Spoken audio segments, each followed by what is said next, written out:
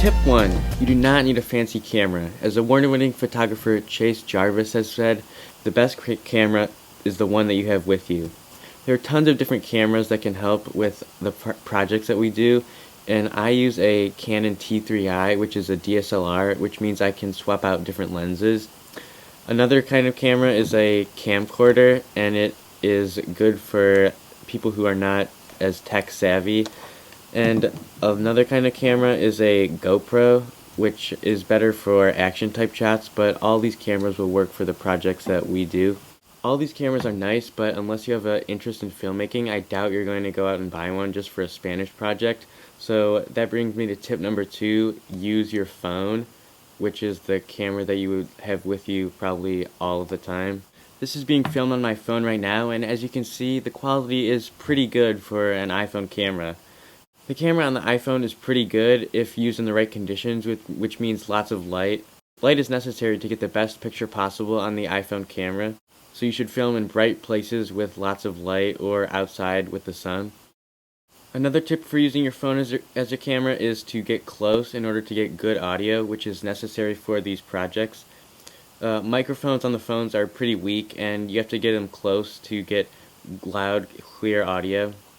Next, one of the most important filmmaking tips and when using a phone, in my opinion, is step 1, open the camera to prepare to film, and step 2, turn the camera sideways in landscape mode, not portrait mode.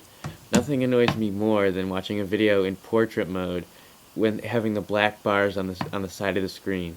Another very important aspect of filming is stabilization. I use a tripod, but other alternatives to film videos are monopods, knee pods, chair pods, floor pods, or just propping it up against something on a table. If you do choose to film video on a phone, a very good editing app is the iMovie app made by Apple that runs for $4.99 in the App Store. It has a lot of features and can be used for more than just Spanish videos. A free alternative to iMovie is Splice, also available in the App Store. If you have a computer, I recommend editing videos on the computer, and I use a Mac and I use iMovie, which is free with the Mac. It has a lot of features, but it takes a little time to learn.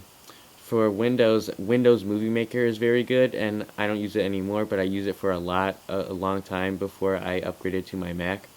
Both these softwares are pretty easy to use and pretty easy to learn. It'll really add a lot to your video if you learn to edit video properly.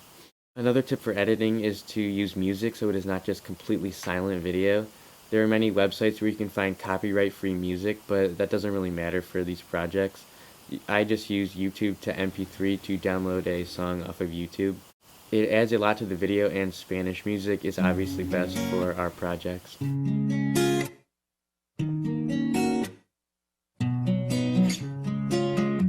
Quizá no fue coincidencia encontrarme contigo.